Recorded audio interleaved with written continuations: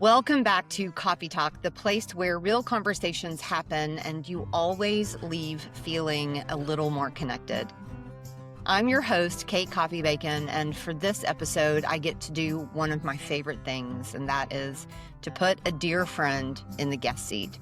Jenn Rinfret and I met 3 years ago through the Microsoft channel, and this conversation has been a long time coming. Jenn has lived a lot of different lives. A runway model in Milan at 17, a single mom rebuilding from scratch, survivor of a serious car accident, and the founder of a business that helps seniors navigate technology with dignity. Through all of it, Jenn has consistently led with empathy and with kindness. In this episode, we get into what empathy really looks like in leadership and in life, the difference between a gamble and a calculated risk, and what the seniors she worked with taught her about slowing down and paying attention to the people that are right in front of you. This one is going to stay with you. So let's get into it. Jenn, welcome to Coffee Talk. I am so glad you're here. Well, thank you. If you could, for the listeners that might not know who you are, quickly introduce yourself. Sure. I'm Jenn Rinfret. I am currently working with Seer 365 in the Microsoft channel. I'm the commercial lead for Americas, and I live in Montreal, Canada. Before we dive into your story, your dad had a saying that I've thought about since one of our first conversations. Can you share it? Whenever I would ask my dad, "How are you today, Dad?" my dad would always come back and say, "Jenn, I woke up on the right side of the grass. It's a fantastic day." I love that. And knowing a little bit more about your story, I know that he said that through all seasons and trials of his life and different things that he was going through. And I think you first told me that about a year ago. And knowing the things that he was going through at the time, that really resonated in a very big way with me. And I thought, if there is another human that's going through the kinds of things that he is, that wakes up with that positivity and that outlook on life, so can I. Absolutely. Yeah. So let's rewind and go back, because I think where you started tells us a lot about where you are now. You started modeling at 14. That's, I'm sure, no surprise to anyone. And then at 17, you were in Milan. What was that like for you as a teenager? A couple different things: terrifying, exciting, and fascinating. I mean, it's not every day that some young teenager gets to see that industry behind the scenes, but absolutely terrifying. It was, I think I told you the story, how my parents were away on South Africa on a business trip for a month, and I went in to see my agent. And a lady had flown over from Milano, another agency. It's very typical. They'll go and visit and then pluck models and bring them to different areas in the world. And she met me and wanted to take me home that day. And I'm like, well, can't really do that. And so from there, I packed up my stuff. I got a hold of my parents in South Africa. And to this day, I still can't believe, being a mother myself, that they actually allowed me to do this. Right. I packed up my stuff and flew to Milano. And from there, that was a real game-changing moment. I really learned some skills that I have taken with me throughout my whole entire life. And it really was an incredible foundation, for sure. Yeah. What were some of the things that you were thinking and going through? I mean, you were 17 years old. We've talked about this before, and my jaw hits the floor every time I hear that, because at 17 years old, I'm just trying to figure out what I'm going to wear to school the next day and what I want to be when I grow up, right? I'm not trying to navigate a new city, a career, different personalities, expectations of what other people may think you want to be. And at 17, with such a, the life experience meter is low there. What was that like for you? Terrifying. I'm not going to lie. It was absolutely terrifying.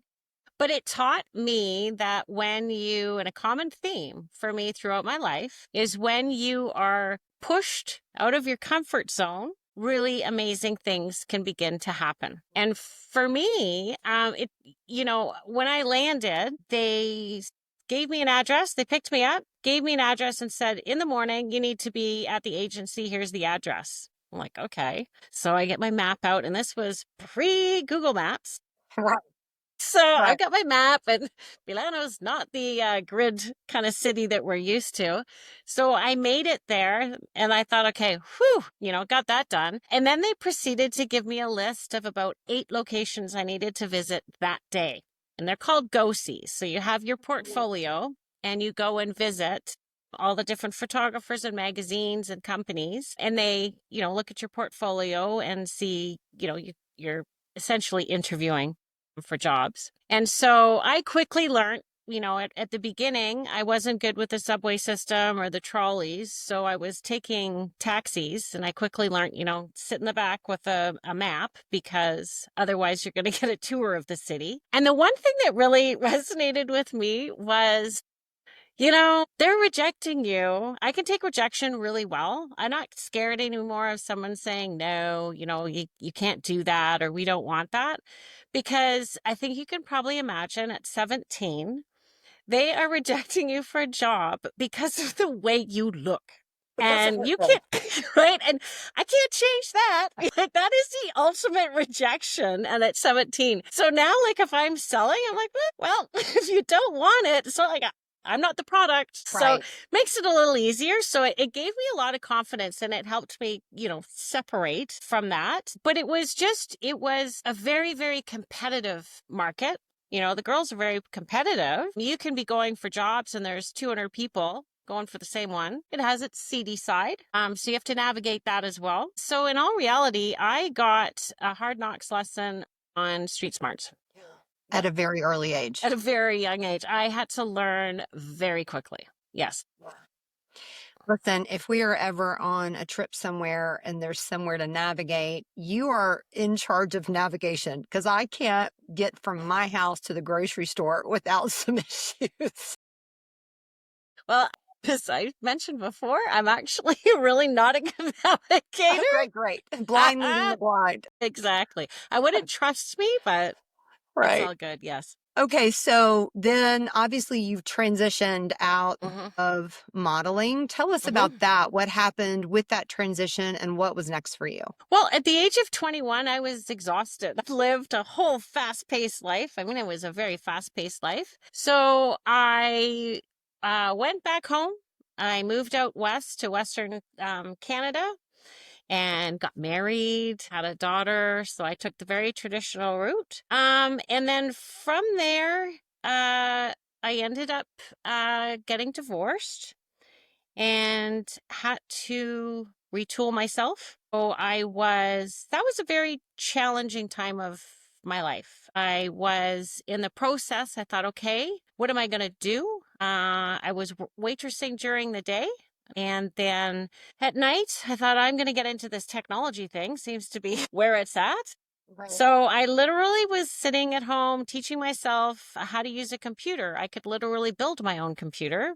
I really dug in deep, didn't get a lot of sleep, but very, very much self-taught, all in technology. I did have a brother who was also in the technology and the sales side. At that time, I think I was working for HP onto Microsoft. But I was on a road path that I wanted to be a graphic design artist. And unfortunately, during that time, I got into a very, very bad car accident, which I ended up wearing a neck brace for 4 years.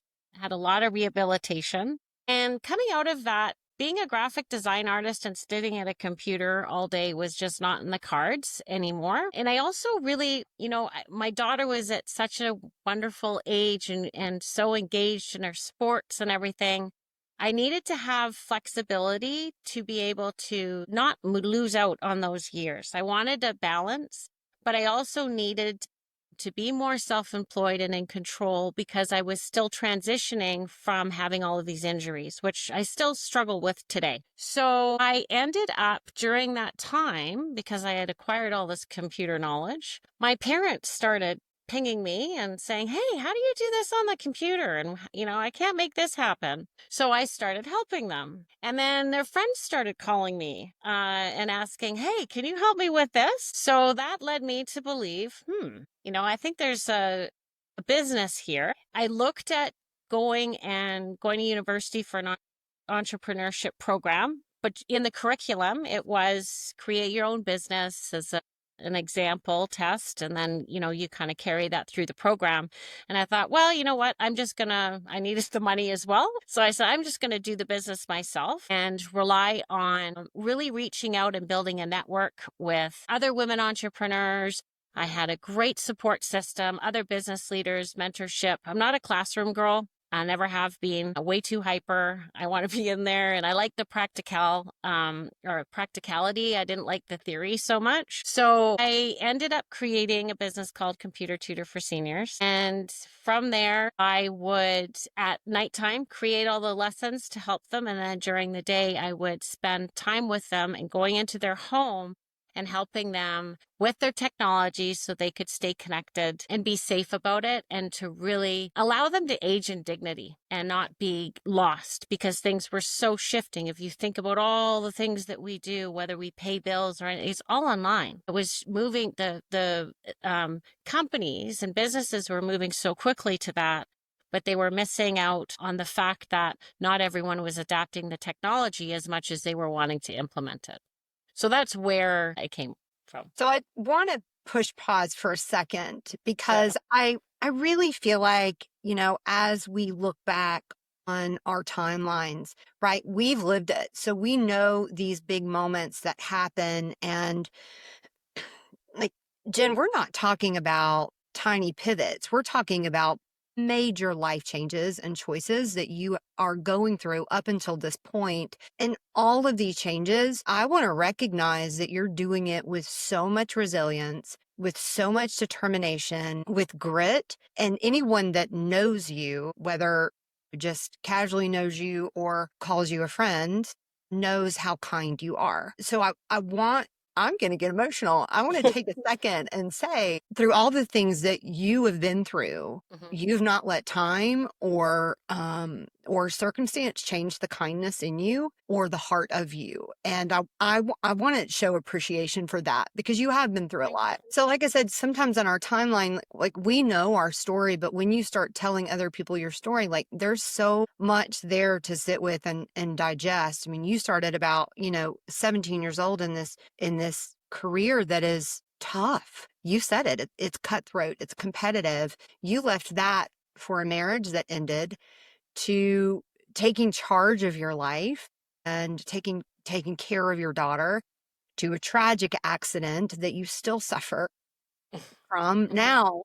But all of it, you just keep going with so much grace and so much resilience, and learning a new skill so that you can continue on. And in the end, giving back so much. You're helping other people come along with technology changes. So I just wanted to give a breath of air in your story and say, wow, you truly are inspirational. And if not, there's so much that's inspirational there, but in the kindness that has stayed with you, and you haven't let anything that's happened tarnish that. So thank you. Anyway, my friend, I just wanted to say it. Okay. So you are in a senior tutoring business now that was born out of friends asking for help. I love that so much, because you didn't set out to build a business. You, like I said, you set out to help people.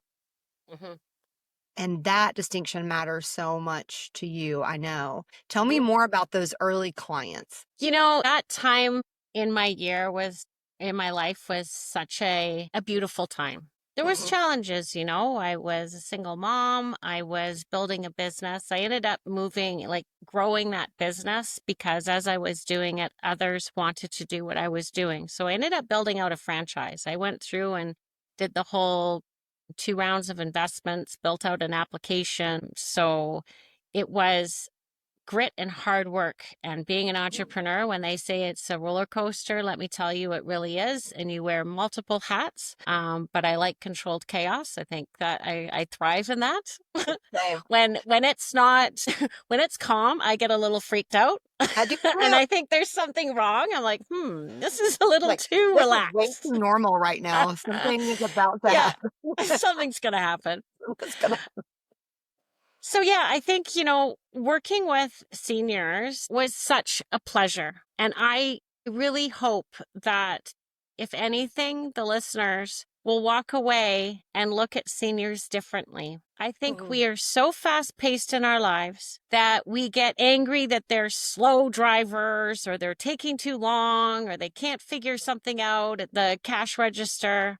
And we all need to take a breath and a breather, because you know what? We're all going to be that age. And they have so much history. They are a wealth of information. They are such incredible storybooks.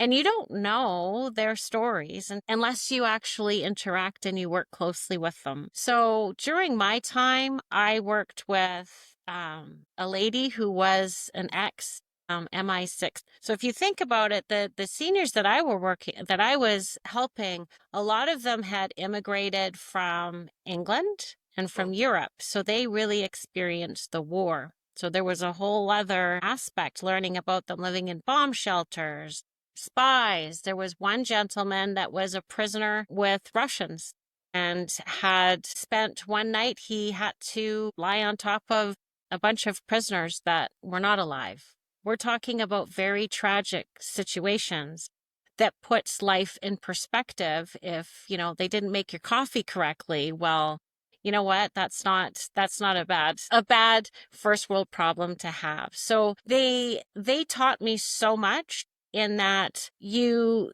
have to enjoy every moment and you have to live your life, right? That's where, for me, empathy really comes into play. To lead with empathy, that is very, very important to me, because what it taught me, and I came across a lot of seniors, that there was one lady in particular who, the person who referred me to her, no one in that store wanted to deal with her. They said that, she was so incredibly difficult. We don't like her. So I said, okay, well, I'll go and see her. And, everybody has a story.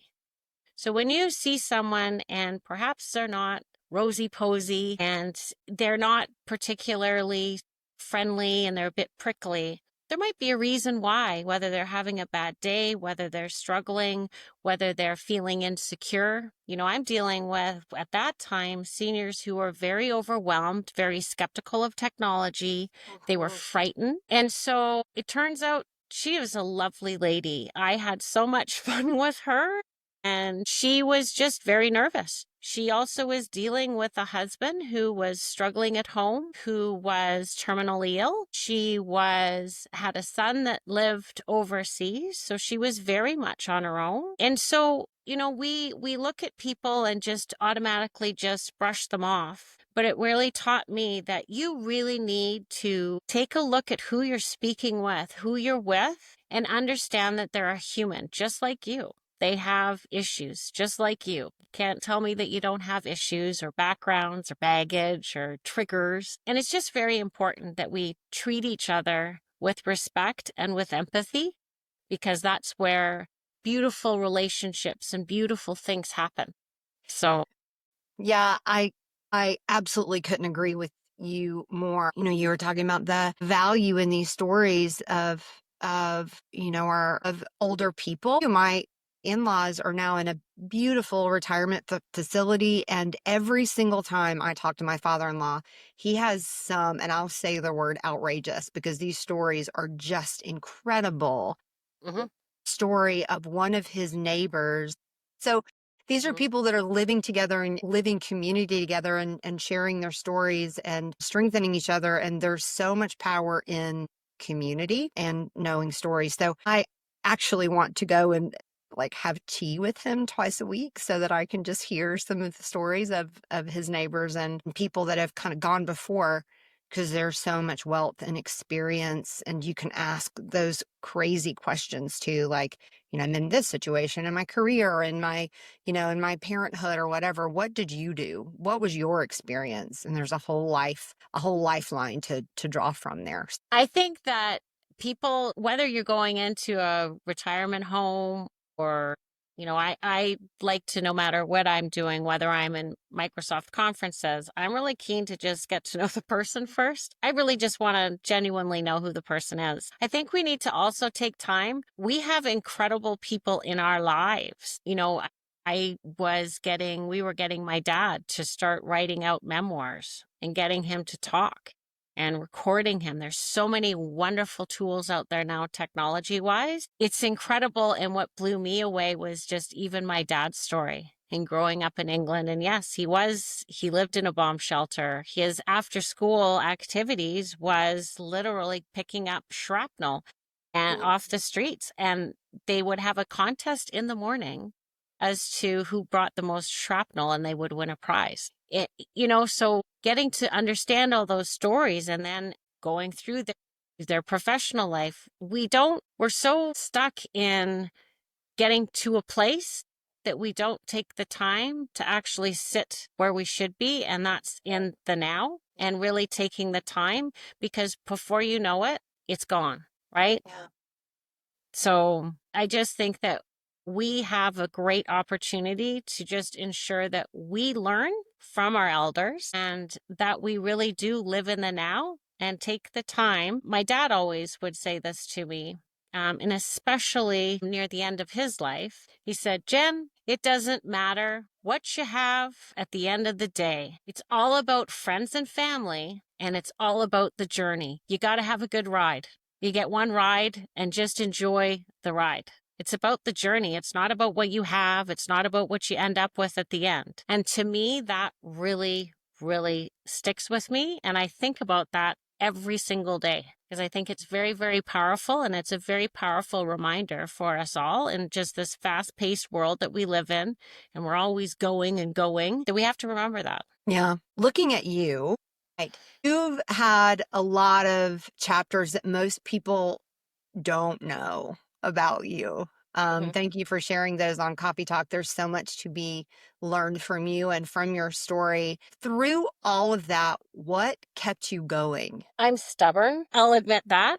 I think, I have a lot of drive, and I know that it all works out in the end. It'll always get better. So yeah, I think for me, what keeps me going is knowing that we have one shot at this and we got to make the most of it. I think, I have come across some really tough times, scraping two pennies together, complete pain and agony. I think going through recovery from my car accident taught me, 2 steps forward, 1 step back, but always, it's going to get better. It's not going to be like this forever. I think that if you really want something if you really want something out of life, you got to really work hard for it, work hard, play hard. I do play hard. I'll admit that.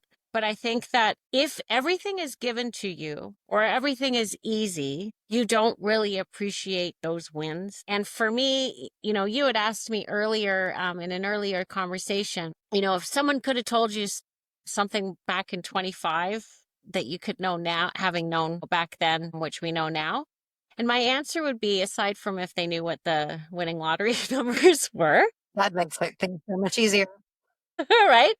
I actually don't want to know, because I think that although I can look back on certain parts of my life and go, oh, that was a really difficult time. But without that time, I wouldn't be who I am today, right? We learn from all of our mistakes. We learn and grow through all of that. I don't want to change any of that. So, what keeps me going is the fact that, wow, how lucky are we? I'm healthy. I'm living in a beautiful part of the world. There's so many people out there far worse off than me. And I just want to make the best of it.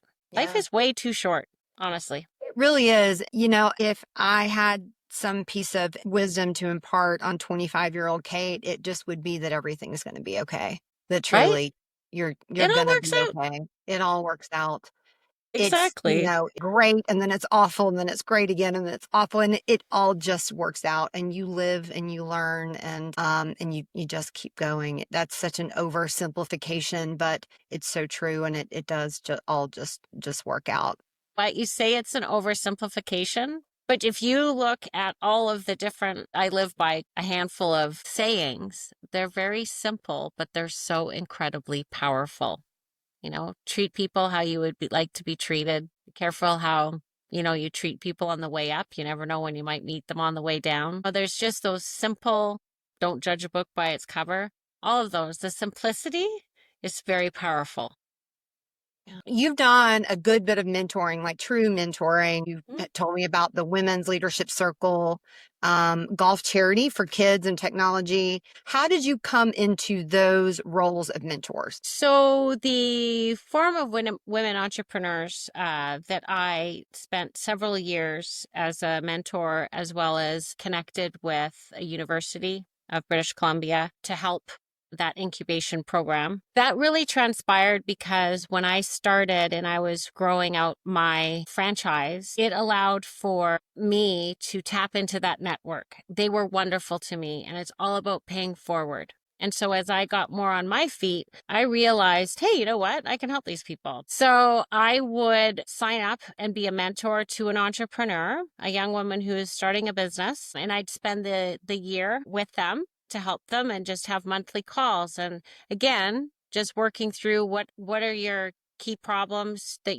challenges that you're faced with, and let's work out what it would look like to be able to change that and work through it for the next month, and then, keep building on that knowledge. So I was there as exactly what I had received, which was super powerful. I also would go on panels where it's like speed dating, but speed entrepreneur challenges. And so they'll come up and they'll tell you, I have this challenge. And so you kind of have to, on the seat of your pants, kind of talk through, well, have you thought of this? Or, and ask them different questions to get them to think about things in a different light. So a lot of mentoring. I did a lot of mentoring over several years. And for me, that was very important. I think that we need to be able to support one another, and it's not take. We need to give back. We need to give more than we take, for sure. So I want to ask you a couple of questions that I think our listeners are going to want to hear you answer, because I know your answer is going to be very real. Okay.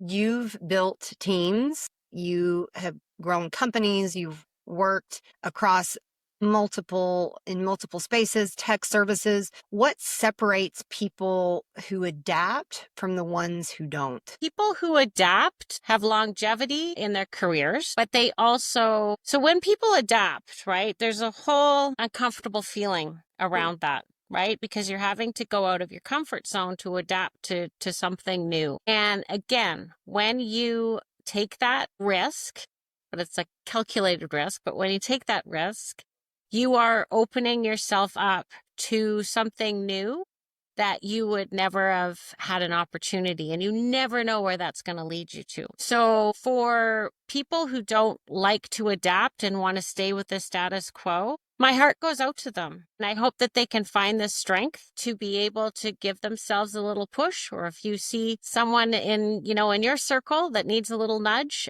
it's really important, because I feel that they're missing out. They're really missing out on the potential of themselves and all of the potential doors that they're going to open. But adaptability is very, very important, especially in the world that we live in now and the space that we're working in right now. My gosh, if you're not adapting, good luck. My conversation with Kevin Armstrong last week was all around this completely. And if you're listening and haven't tuned into that episode, please do. Kevin gives some real world things that you can be doing right now to kind of turn on that adaptability switch, and some ways that you can ignite that in yourself. So absolutely, you have to adapt and evolve and move forward to stay relevant, especially right now. I mean, it is every day I wake up to change. You've used the word empathy. I think that empathy is a word that gets thrown around a lot in leadership circles right now. What does it actually look like in practice? Like on a Tuesday afternoon when things are really hard, what does empathy look like? I think, empathy, I guess for me, it's grounded in me and everything and how I approach things. And don't get me wrong, I get pissed off sometimes and frustrated. But I think, in real world situations, if you're coming up and say you're working with a challenging person, and maybe they're not adapting as the way you wish, or they're not seeing, the resistance to change or being open to other ideas. My first inclination is to Try and figure out why. No, we don't spend enough time on the why. And is there something else that I don't know about them? Plus, also, it goes back to adaptability. And I learned this a lot because I taught hundreds of different seniors. When you walk into their home, it's like you're a chameleon because you're trying to get them to adapt to the technology. So you kind of adapt to the way they learn, they adapt to their personalities. You really do related to as you are a chameleon. And I think when it comes to empathy, it's the same. You need to be able to take a step back and try and understand why are they acting that way. And we're too quick to say, no, I want it this way. We're too quick to, hey, I want you to do this, or I want you to buy this, or it doesn't work that way. We're all human. We need to build relationships. Business is relationships. Bottom line. I agree. I hear the term, you have to lead with empathy, but they don't show it at all. There's a difference. And that to me is very frustrating. I get discouraged when I see that because I think that we, even when, you'll laugh, but when we're at a conference and I'll see, someone maybe seems a little disgruntled or someone's not liking that person and they're frustrated. You think, oh, well, you know what? Don't be like that. Just be kind because you know what? They have kids, they have a family, they're a human outside of work as well. And I think we forget about all of that. I think there's not enough kindness in the world. Well, you lead that charge, my friend. You really do. Thank you. Yeah. And I do think like going back to our stories and understanding who we really are, away from our name tag. Away from that badge. We are people. We leave our creature comforts to step into this work world and do the things we do. Yeah. So understanding those stories.